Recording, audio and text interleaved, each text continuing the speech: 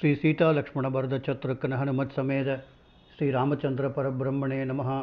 श्री आंजनेय स्वामी की जय। अस्मत् सर्वगुरुभ्यो नमः। जानकी कांत स्मरणे जय जय राम राम। நமஸ்காரம். அசோகவனத்தில் ஜானகி தேவியிடம் தான் ராமனின் தூதனாக வந்திருக்கிறேன், சுக்கிரீவனின் மந்திரி, அனுமான் என்று பெயர் கொண்ட வானரன் பெருங்கடலை தாண்டி வந்து பட்டணத்தில் நுழைந்து தீவனான ராவணனுடைய தலையில் காலை வைத்து உங்களை பார்க்க வந்திருக்கிறேன். நீங்கள் என்னை எவ்வாறு நினைக்கிறீர்களோ அவ்வாறு நான் ராவணன் இல்லை. இந்த சந்தேகத்தை விட்டுவிடுங்கள், என்னுடைய பேச்சில் நம்பிக்கை கொள்ளுங்கள் என்று சொல்லுகிறான். அனுமானிடமிருந்து அந்த ராமகதையை கேட்டவுடனே வைதேகி மிகவும் இனிமையான குரலில் சமாதானமாக பிறகு சொற்களை சொல்லுகிறாள். ராமனுடன் உனக்கு எவ்வாறு சம்பந்தம் ஏற்பட்டது? லக்ஷ்மணனை நீ எவ்வாறு அறிவாய்? வானரர்களுக்கும் மனிதர்களுக்கும் இடையே எப்படி சந்திப்பு ஏற்பட்டது? ராமலட்சுமணர்களுடைய உடல் அமைப்பினை இன்னும் விரிவாக சொல்லு. அதை கேட்டாலே என்னுடைய சோகம் தொலைந்துவிடும். ராமலட்சுமணர்களுடைய அவய பொருத்தம் எப்படி, தோற்றம் எப்படிப்பட்டது, தொடை புஜங்கள் எல்லாம் எப்படிப்பட்டது என்பதை எனக்கு சொல் என்று கேட்கிறாள். அனுமான் உடனே ராமனை உள்ளது உள்ளபடியே விவரிக்க தொடங்குகிறார். வைதேகி, அதிர்ஷ்டவசமாக நீங்கள் என்னை சரியாக புரிந்து கொண்டு ராமலக்ஷ்மணர்களுடைய அவயங்களின் அமைப்பு, நிறம் பற்றி கேட்கிறீர்கள். ராமலக்ஷ்மணர்களுடைய சின்னங்களில், அங்கு அமைப்புகளில் நான் பார்த்தவைகளை கூறுகிறேன், கேளுங்கள். ராமன் தாமரை இதழ் போன்ற கண்ணுடையவர், எல்லா பிராணிகளையும் வசீகரிப்பவர், சரீர லாவண்யம் ஆத்மகுணம் கொண்டவர். ஜனககுமாரியே, இவைகள் அவர் பிறக்கும் போதே உடன் வந்தவை. பிரகாசத்தில் சூரியனுக்கு ஒப்பானவர், பொறுமையில் பூமி தேவியை போன்றவர், அறிவில் ப்ரகஸ்பதிக்கு நிகரானவர், புகழில் இந்திரனுடன் ஓமிக்கத்தக்கவர். அதாவது இந்திரனோடு ஒப்பு காணத்தக்கவர், ஒப்பு சொல்லக்கூடியவர். உயிர் பிராணிகள் எல்லாவற்றையும் காப்பாற்றுபவர், தன்னை சேர்ந்தவர்களையும் காப்பாற்றுபவர். எதிரிகளை வாட்டும் அவர் தன்னுடைய சீலத்தையும் தர்மத்தையும் எப்பொழுதும் காப்பாற்றுபவர். ராமன் இந்த உலகில் 4 வர்ணங்களையும் காப்பாற்றுபவர். மனிதர்கள் அனுசரிக்க வேண்டிய கட்டுப்பாடுகளை செய்பவரும் செய்விக்கிறவரும் அவர்தான்.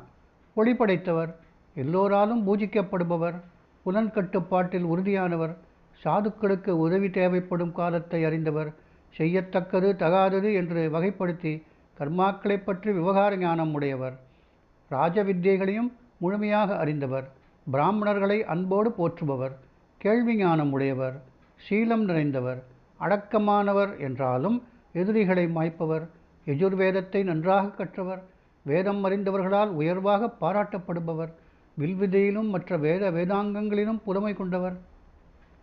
இதுவரை ராமனுடைய ஆத்மகுணங்களை இவ்வாறு அனுமான் விவரித்தார். இனிமேல் அவருடைய சரீர அமைப்பை சொல்லப் போகிறார். விஷாலமான தோள், பருத்து நீண்டதான புஜம், சங்கு கழுத்து, மங்களமுகம், சதைப்பற்றுள்ள கழுத்துப்புறம், செம்மையான கண்கள். தேவி, அவர் ஜனசமூகத்தில் ராமன் என்ற பெயரால் பிரபலமானவர். துந்துபியின் ஒலியைப் போல கம்பீரமான குரல், மனம் கவரும் ஷாமள வர்ணம், பராக்கிரமம், ஏற்றத்தாழ்வில்லாத உடலமைப்பு, பொருத்தமாக அமைந்திருந்த அங்கங்கள். இப்படிப்பட்டவர் ராமன் என்பது உலகம் முழுவதும் பிரசித்தம். மார்பு, மணிக்கட்டு, முஷ்டி இவை 3ம் உறுதியானவை. புருவம், புஜங்கள், கைகள் இந்த 3 இரட்டைகளும் நீளமானவை. சிரசிலுள்ள கேசக்கற்றையின் நுனி, 2 முழங்கால்கள் இவை 3ம் ஏற்ற இறக்கமில்லாமல் சமமானவை. தொப்புள், வயிறு, மார்பு இவை 3ம் உயர்ந்துள்ளன. உள்ளங்கை, கடைக்கண், உள்ளங்கால் ஆகிய 3 இடங்களும் சிவந்திருக்கிறது. 2 திருவடிகளின் ரேகைகள், தலையில் உள்ள கேசம் ஆகிய 3ம் வழுவழுப்பாக இருக்கிறது. குரல், உடல் வலிமை, தொப்புள் ஆகிய 3ம் கம்பீரமானவை. கழுத்து மற்றும் வயிறு ஆகிய 2 இடங்களிலும் 3 மடிப்புகள் இருக்கிறது. மார்பகம், மார்பகத்தின் நுனி, பாதரேகை ஆகிய 3ம் உள்ளடங்கி உள்ளது. கழுத்து, பாதங்கள், பின்னங்கால், முதுகு ஆகிய 4ம் அளவாக உள்ளன. நெற்றியில் 3 மடிப்புகள். 4 வேதங்களின் அறிந்ததன் அடையாளமாக கட்டை விரலில் 4 ரேகைகள் உள்ளது. பொதுவாக மனிதர்கள் தம் கையால் 3½ உயரம் இருப்பார்கள். ஆனால் ராமன் தன் கையால் 4 முழ உயரம் இருக்கிறார். புஜங்கள், முழங்கால்கள், தொடைகள், கன்னங்கள் ஆகிய 4 இடங்களும் சமமானவை. புருவங்கள், நாசித்வாரங்கள், கண்கள், செவிகள், உதடுகள், மார்பக காம்புகள், முழங்கைகள், மணிக்கட்டுகள், முழங்கால்கள், இடுப்பின் இருபக்கங்கள், கைகள், கால்கள், முதுகுவின் கீழ்ப்பகுதியான பின்பாகங்கள் ஆகிய 14 இடங்கள் ஏற்றத்தாழ்வில்லாமல் சமமாக இருக்கிறது. இவை 14ம் மன்னருக்கு உரியவனாக கூறப்பட்டுள்ள சாமுத்திரிகா லட்சணங்கள். 2 பல்வரிசைகளும் வலிமையாய் வழவழப்பாய் 4 கடவாய்ப் பற்களோடு உள்ளது. யானை, சிங்கம், புலி, காளை போன்ற நடை, வெங்கை மலர் கொவ்வைக்கனிகள் போல் சிவந்து அழுத்தமான உதடுகள், சதைப்பற்றான கன்னங்கள், நிமிர்ந்த நாசி, தலைக்கேசம், கண்கள், பற்கள், தோல், உள்ளங்கால் முதலிய 5ம் மிருதுவாக இருப்பது. 2 கைகளின் விரல்கள், 2 தோள்கள், 2 தொடைகள், 2 கால்களின் ஆடுசதை முதலிய 8ம் நீண்டிருப்பவை. முகம், வாய், கண்கள், நாக்கு, உதடுகள், உள்ளங்கால்கள், மார்பகங்கள், நகங்கள், கைகள், கால்கள் ஆகிய 10ம் தாமரை மலர் போல் செந்நிறமானவை.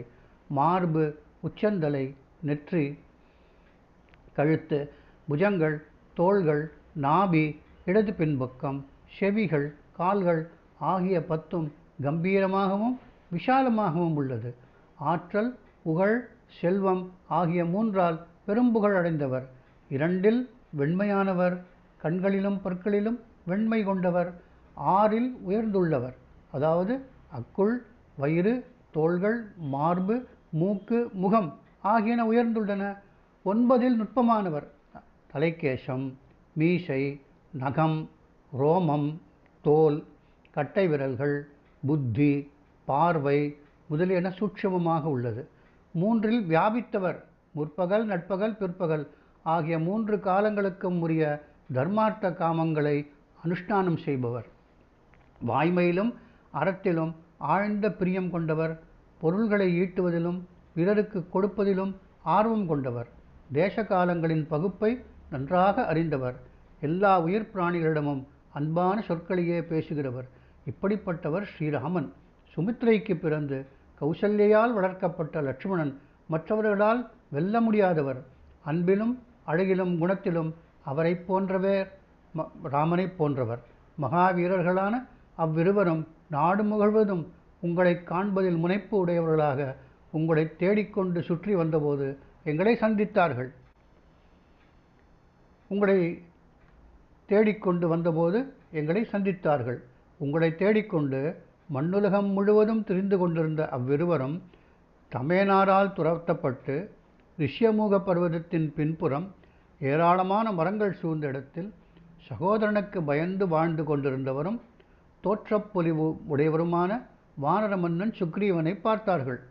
மூத்த சகோதரனை ராஜ்யத்திலிருந்து துரத்தடிக்கப்பட்டவரும் சத்தியம் தவறாதவருமான வானர மன்னர் சுக்ரீவனின் ஊழியர்கள் நாங்கள். அதாவது வாலியினால் துரத்தப்பட்ட சத்தியம் தவறாத வானர மன்னர் சுக்ரீவனுடைய ஊழியர்கள் நாங்கள்.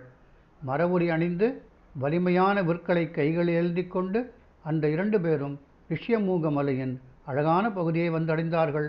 வானரத் தலைவனான சுக்ரீவன் சிங்கம்போல் ஆற்றமுடையவர்களும் வில் தாங்கியவர்களுமான அவர்களைக் கண்டு பயத்தால் மனம் கலங்கி மலையின் உச்சிக்கு தாவினார். பின்னர் வானரத் தலைவர் அந்த மலைச்சிகரத்திலேயே இருந்து கொண்டு விரைவாக அவரிடம் என்னை அனுப்பி வைத்தார். சுக்ரீவனுடைய ஆணைப்படி அழகும் மங்களட்சணங்களும் பொருந்திய அந்த 2 மகாவீரர்களை நான் அஞ்சலி செய்தவாறே சென்று அடைந்தேன். அவர்களிடம் பேசி அவர்களுடைய நோக்கத்தை தெரிந்து கொண்டு எங்கள் எதிர்பார்ப்புகளை தெரிவித்து திருப்தி அடைந்த அவர்களை என் முதுகில் ஏற்றிக்கொண்டு சுக்ரீவன் இருக்கும் இடத்திற்கு கொண்டு வந்தேன். மகாத்மாவான சுக்ரீவனிடம் அவர்கள் வருகை அவர்களுடைய வருகை தெரிவிக்கப்பட்டது. அவர்கள் பரஸ்பரம் பேசிக்கொண்டதும் மிக அன்பு உண்டாயிற்று அவர்களுக்கு. அங்கே வானரத் தலைவரும் மக்கட்தலைவரும் மகிழ்ச்சியடைந்து முன்னர் நடந்த சம்பவங்களுக்கு ஒருவருக்கொருவர் ஆறுதல் சொல்லிக் கொண்டார்கள். பிறகு மனைவியின் பொருட்டு தொடை வலிமையுடைய சகோதரன் வாலியினால் வெளியேற்றப்பட்ட சுக்ரீவனை லக்ஷ்மணனின் தமையனார் சமாதானப்படுத்தினார். பின்னர் வீண் போகாத செயல்திறனுடைய ராமனுக்கு உங்களை காணாததால் ஏற்பட்ட சோகத்தை பற்றி வானர மன்னர் சுக்ரீவனிடம் லட்சுமணன் எடுத்துரைத்தார். லக்ஷ்மணனால் கூறப்பட்டதை கேட்ட வானரேந்திரன் கிரகத்தால் பீடிக்கப்பட்ட சூரியனைப் போல மிகவும் ஒளியிழந்து போய்விட்டார். பிறகு ராட்சசனால் அபகரித்து செல்லப்பட்ட போது உங்கள் உடலிலிருந்து பூமியில் கழற்றி எரியப்பட்ட அணிகலன்கள் அனைத்தையும் வானர வீரர்கள் கொண்டு வந்து மகிழ்ச்சியுடன் ராமனுக்கு காட்டினார்கள். ஆனால் உங்களை பற்றிய வேறு விவரங்கள் எதுவும் தெரியவில்லை. நீங்கள் கழற்றி எறிந்தவுடன் அந்த அணிகலன்கள் நங் நங் என்று உரிச்சிக்கொண்டு கீழே சிதறி விழுந்தன. அவைகளை நானே பொறுக்கி கொண்டு வந்தேன். அவைகளை பார்த்ததும் ராமன் அந்த ஆபரணங்களை பார்த்ததும் தன்னுடைய மன உறுதியை இழந்து போயிட்டார். தேவர்களைப் போல் பிரகாசிக்கும் அவர் உங்களுடைய அங்கங்களில் அந்த அணிகலன்கள் தெய்வீக ஒளியுடன் விளங்கியதை நினைத்து பார்த்து பலவாறாக துக்கப்பட்டார்.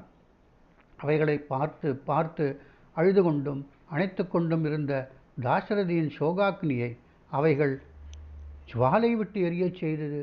அதாவது அந்த அணிகலன்களை பார்த்தவுடன் அவருடைய சோகாக்னி மிகவும் அதிகமாகிவிட்டது. துக்கத்தால் துன்பப்பட்ட அவர் வெகுநேரம் படுத்து கிடந்தார். நானும் பலவாறாக கெஞ்சி கேட்டுக்கொண்டு எழுப்பிவிட்டேன். விலையுயர்ந்த அவைகளை, அதாவது ஆபரணங்களை ராமலட்சுமணர்கள் அடிக்கடி பார்த்து சுக்ரீவனிடம் காட்டி அவரிடமே ஒப்படைத்தார்கள். அம்மா, நற்குல பெண்ணரசியே, உங்களை காணாததால் அக்னிமலையில் எப்பொழுதும் கொழுந்துவிட்டெறியும் நெருப்பைப் போல ராகவன் பரிதவிக்கிறார். மேருமலையின் சிகரங்களில் ஒன்றான மால்யமான் என்னும் மலைமுகட்டில் சம்பர்தகம் என்ற காலாக்னி எப்பொழுதும் கொழுந்துவிட்டு எரிந்து கொண்டிருக்கிறது என்பது புராண வரலாறு. அதாவது அக்னிமலையில் எப்பொழுதும் எரிந்து கொண்டிருக்கும் பெருநெருப்பைப் போல தவிக்கிறான்னு சொன்னதுக்கு அந்த சம்பர்த்தகம் என்ற காலாக்னி எப்பொழுதும் கொழுந்துவிட்டு எரிந்து கொண்டிருக்கிறது என்று புராண வரலாறில் சொல்லப்பட்டிருக்கு. அக்னிஹோத்திரசாலையில் எரியும் கார்கபத்தியம், ஆகவனீயம், தக்ஷிணாக்னி என்ற 3 அக்னிகளைப் போல உறக்கமின்மை, கவலை, துக்கம் ஆகிய 3ம் ராகவனை கொளுத்துகின்றன. இந்த அக்னியில் கார்கபத்தியம், ஆவனீயம், தட்சிணாக்னின்றதுக்கு தனித்த விளக்கம் இருக்குது. அவையெல்லாம் மகாபாரதத்திலும் வெகு விளக்கமாக சொல்லப்பட்டிருக்கு. பெரிய நிலநடுக்கத்தால் மலைமுகடுகள் எல்லாம் நடுங்குவதைப் போல உங்களை காணாத சோகத்தால் ராகவன் நிலை தடுமாறுகிறார். அழகான காடுகளிலும் ஆற்றங்கரைகளிலும் மலையருவி பிரதேசங்களிலும் சுற்றித்திருந்தும் உங்களை காணாததால் அவர் மகிழ்ச்சியை அடையவில்லை. அம்மா, ஜனகர் புதல்வியே, மனிதர்களில் சிங்கம் போன்ற ராகவன் உற்றார் உறவினரோடு ராவணனை கொன்று விரைவில் உங்களை அடையப் போகிறார். வாலியை கொல்வது என்றும் உங்களை தேடுவது என்றும் ராமசுக்ரீவர்கள் அந்த சந்திப்பின் போது தமக்குள் உடன்படிக்கை செய்து கொண்டார்கள். பிறகு வீரர்களான அவ்விரு வாலிபர்களுடனும் சுக்ரீவன் கிஷ்கிந்தைக்கு சென்றார். அங்கு யுத்தத்தில் வாலி வீழ்த்தப்பட்டார். சண்டையில் மிகுந்த ஆற்றலோடு ராமன் வாலியை கொன்று எல்லா வானர கரடி கூட்டங்களுக்கும் சுக்ரீவனை அரசனாக்கினார். தேவி, இந்த மாதிரி ராமசுக்ரீவர்களிடையே நெருங்கிய உறவு ஏற்பட்டது. அவர்களுடைய தூதனாக அனுமானாகிய நான் இங்கே வந்திருக்கிறேன். சுக்ரீவன் தன்னுடைய ராஜ்யத்தை பெற்றதும் வானரத் தலைவர்களை கூட்டி உங்களை தேடும் பொருட்டு மகாபலம் பொருந்தியவர்களை 10 திசைக்கும் அனுப்பினார். பராக்கிரமசாலியான வானர மன்னர் சுக்ரீவனால் ஆணையிடப்பட்டு மாமலைகள் போன்ற வானரர்கள் உலகமெங்கிலும் உங்களை தேடுவதற்காக புறப்பட்டார்கள். சுக்ரீவனுடைய கட்டளைக்கு கீழ்ப்படிந்து நாங்களும் மற்ற வானரர்களும் உலகம் முழுவதும் தேடிக்கொண்டிருக்கிறோம். மிக்க பலசாலியும் வெற்றி செல்வனும் வானர புலி போன்றவனுமான வாலியின் மைந்தன் அங்கதன் என்று பெயர் கொண்டவன் 1/3 பங்கு சேனைகள் சூழ புறப்பட்டான். விந்தியமலை சாரர்களில் பாதை தவறி போனதால் நாங்கள் சோகத்தில் தவித்து கொண்டிருக்கும் போதே பல நாட்கள் கடந்து போய்விட்டது. வந்த காரியம் கைகூடாததாலும் விதிக்கப்பட்ட கெடு கடந்துவிட்டதாலும் வானர மன்னரிடம் ஏற்பட்ட பயத்தாலும் நாங்கள் உயிரை விட நிச்சயித்தோம். அடர்ந்த காடுகளிலும் மலையருவி பிரதேசங்களிலும் தேடியும் கூட தேவியின், அதாவது தங்களுடைய இருப்பிடத்தை அறிய முடியாததால் உயிரை விட்டு விடுவது என நிச்சயித்தோம். அந்த மலையின் உச்சியில் நாங்கள் கிழக்கு பார்த்து உட்கார்ந்து உண்ணா நோன்பு இருந்து உயிரை தியாகம் செய்ய ஆயத்தமானோம். எல்லா வானரர்களும் பிராயோபவேசம் செய்ய முடிவு செய்துவிட்டதை பார்த்து அங்கதன் சோகக்கடலில் மூழ்கினான். வைதேகி, நீங்கள் காணாமல் போனது வாலியின் வதம், எங்களுடைய பிராயோபவேச தீர்மானம், தங்களை காப்பாற்றும் முயற்சியில் ஜடாயுவின் மரணம், எங்கள் தலைவரின் கட்டளையை உரிய காலத்தில் நிறைவேற்றாமல் அவரிடம் திரும்பிச் செல்ல அஞ்சி உயிரிவிடும் நிச்சயத்தோடு நாங்கள் இருப்பது, இவைகளைப் பற்றியும் அங்கதன் புலம்பிக் கொண்டிருந்தான். அவ்வாறு அங்கதன் புலம்பிக் கொண்டிருக்கும் பொழுது எங்கள் காரியம் நிறைவேண்டும் என்பதற்காகவே கழுகு மன்னனுடைய சகோதரர் வயோதிகர் வீரம் கொண்டவர் சம்பாதி என்று பெயர் கொண்ட கழுகரசன் அங்கே வந்தார். சகோதரன் கொலை செய்யப்பட்டதை கேட்டு கோபத்தோடு, என்னுடைய இளைய சகோதரன் யாரால் கொல்லப்பட்டான், எந்த இடத்தில் வீழ்த்தப்பட்டான், வானரோத்தமர்களே, இதை பற்றி விவரமாக உங்களிடமிருந்து தெரிந்து கொள்ள விருப்பப்படுகிறேன் என்று சொன்னார். ஜனஸ்தானத்தில் உங்களை காப்பாற்றுவதற்காக ஜடாயு பரோபகாரமான செயலில் ஈடுபட்டபோது பயங்கரமான ராட்சசனால் மரணம் ஏற்பட்டது என்பதை நடந்தவாறே அவருக்கு அங்கதன் எடுத்துரைத்தான். ஜடாயுவின் வதத்தை கேட்டவுடன் அருணனின் புதல்வரான சம்பாதி மிகவும் வருத்தப்பட்டார். பெண்ணரசியே, நீங்கள் ராவணன் மாளிகையில் இருப்பதாகவும் அவர் தெரிவித்தார். சம்பாதியிடமிருந்து எங்களுக்கு மகிழ்ச்சியை கொடுக்கும் அந்த செய்தியை கேட்டவுடன் அங்கதன் முதலிய நாங்கள் எல்லோரும் புறப்பட்டோம். இந்திய மலையிலிருந்து கிளம்பி கடலின் வடகரையை அடைந்தோம். உங்களை காணும் பேரார்வத்தோடு மனம் மகிழ்ந்து சந்தோஷித்த அங்கதன் முதலான வானரர்கள் எல்லோரும் சமுத்திரக்கரைக்கு வந்து சேர்ந்தோம். உங்களை பார்ப்பதில் பெரும் உற்சாகம் இருந்தாலும் பயத்தால் மறுபடியும் கவலையடைந்தார்கள். சமுத்திரத்தை கண்டு கவலைக்குள்ளாகிய வானரப்படையின் அச்சரத்தை போக்குவதற்காக 100 யோஜனை பரப்புள்ள கடலை தாண்டினேன். ராட்சசர்கள் நிரம்பிய இலங்கையிலும் இரவு வேளையில் நான் புகுந்தேன். ராவணனையும் சோகம் ததும்பும் உங்களையும் நான் பார்த்துவிட்டேன். இவ்வாறு நடந்ததை நடந்தபடியே நான் தங்களுக்கு விவரித்து விட்டேன். தேவி, நான் தசரதராமனின் தூதன். எனவே உங்கள் நிமித்தமான ராமனுடைய நோக்கம் நிறைவேறுவதற்காக இங்கே வந்திருக்கும் எனக்கு பதில் கூறுங்கள். தேவி, நான் சுக்ரீவனின் அமைச்சன், வாயுகுமாரன் என்பதை நம்புங்கள். ஆயுதம் ஏந்துபவர்களுள் தலை சிறந்தவரான உங்கள் காகுத்தர் நலமாக இருக்கிறார். தேவி, தமையனின் சேவையில் ஈடுபட்டவரும் எல்லா லட்சணங்களும் கொண்டவருமான லக்ஷ்மணனும் அப்படியே சௌக்கியமாக இருக்கிறார். நான் வேறு ஒரு துணையில்லாமல் ஒருவனாகவே சுக்ரீவனுடைய உத்தரவுப்படி இந்த இடத்தை அடைந்தேன். நினைத்தபடி உருவம் எடுக்கக்கூடிய நான் நீங்கள் இருக்கும் இடத்தை கண்டுபிடிக்கும் ஆவல் கொண்டு தெற்கு திசையில் தேடினேன். அதிர்ஷ்டவசமாக உங்களை சந்தித்ததை கூறி தங்கள் இழப்பை கூறி மிகவும் வருத்தப்பட்டு கொண்டிருக்கும் வானர சைன்யங்களுடைய மனக்கவலையை நான் போக்கிவிடுவேன். நான் சமுத்திரத்தை தாண்டியது நல்ல காலமாக வீண் போகவில்லை. பெரும் நல்ல நேரம் காரணமாக இந்த இடத்திற்கு வந்து எல்லோருக்கும் முன்பாக உங்களை தரிசிக்கும் பாக்கியமும் புகழும் நான் அடைந்தேன். மகாவீரரான ராமன் உற்றார் உறவினரோடு அரக்க மன்னன் ராவணனை கொன்று விரைவில் உங்களை அழைத்து போவார். இனிவரும் இதைத் தொடர்ந்து அனுமான் தன்னுடைய பிறப்பு பற்றிய உண்மைகளை சொல்லுகிறார். வைதேகி மலைகளுள் உத்தமமான மலை மால்யமான் என்ற பெயருடையது. அங்கே கேசரி என்ற வானரர் இருந்தார். தேவரிஷிகளால் கேட்டுக்கொள்ளப்பட்ட என் தந்தை கோகர்ணம் என்ற கடற்கரையை ஒட்டிய க்ஷேத்திரத்திற்கு சென்று தேவரிஷிகளுக்கு இடைஞ்சல் செய்து வந்த சம்பசாதனனை கொன்றார். அப்போது மைதிலி கேசரியின் மனைவி அஞ்சனை மூலம் நான் வாயுவுக்கு பிறந்தேன்.